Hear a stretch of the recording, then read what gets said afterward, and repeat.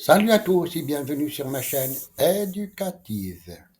Dans cette vidéo, je vous propose une expression écrite inspirée de le dernier jour d'un condamné pour vous entraîner, pour vous aider à mieux comprendre l'œuvre et à réussir vos devoirs. Restez avec moi jusqu'à la fin pour découvrir des conseils précieux et des exemples concrets. Niveau baccalauréat, examen de français, production écrite, chapitre 3. Je répète, chapitre 3 du roman Le dernier jour d'un condamné du sujet.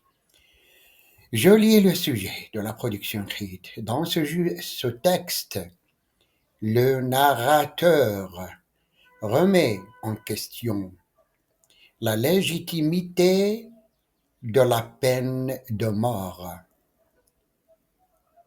Je répète, dans ce texte, le narrateur remet en question la légitimité de la peine de mort. Pensez-vous que la société a le droit d'ôter la vie à un individu, même s'il a commis un crime grave? Développez votre point de vue dans un texte argumentatif en vous appuyant sur des exemples précis. Je répète le sujet dans ce texte. Le narrateur remet en question la légitimité de la peine de mort. Pensez-vous que la société a le droit d'ôter la vie à un individu, même s'il a commis un crime grave? Développez votre point de vue dans un texte argumentatif en vous appuyant sur des exemples précis.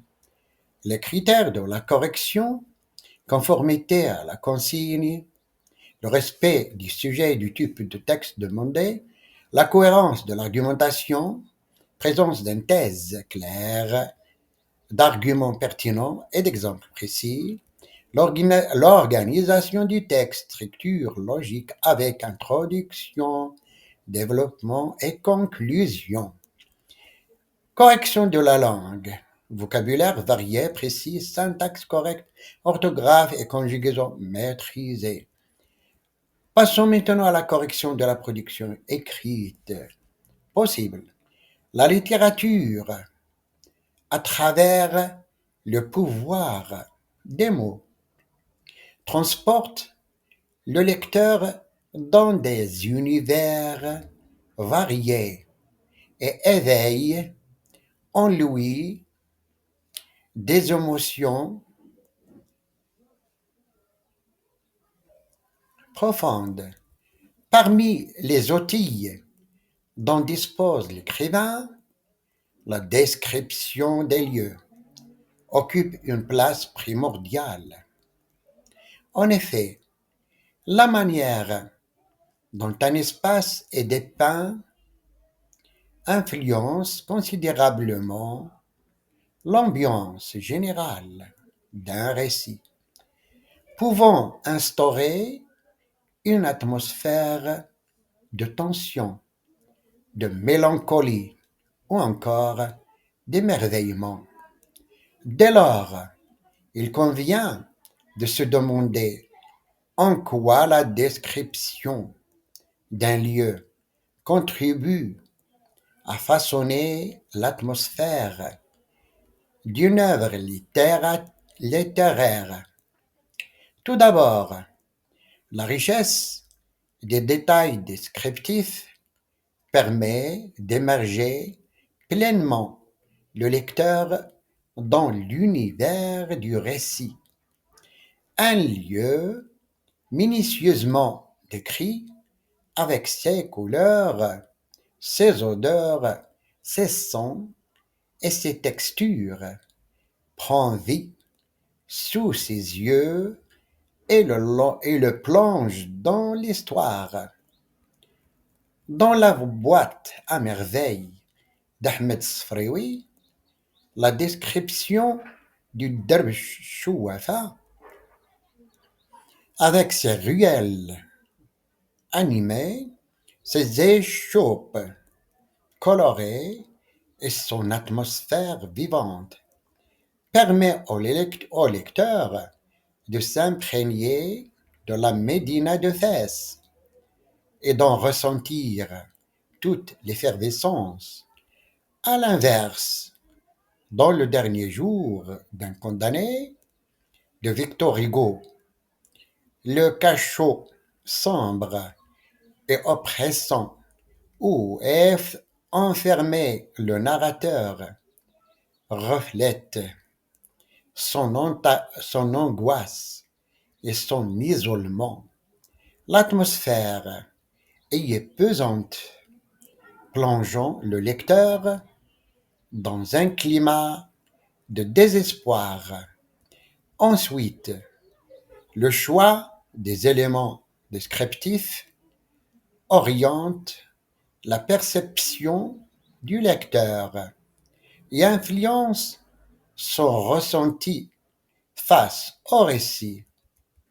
Un lieu décrit avec des images positives évoquant la lumière, l'harmonie et la douceur suscitera un sentiment de bien-être et d'optimisme.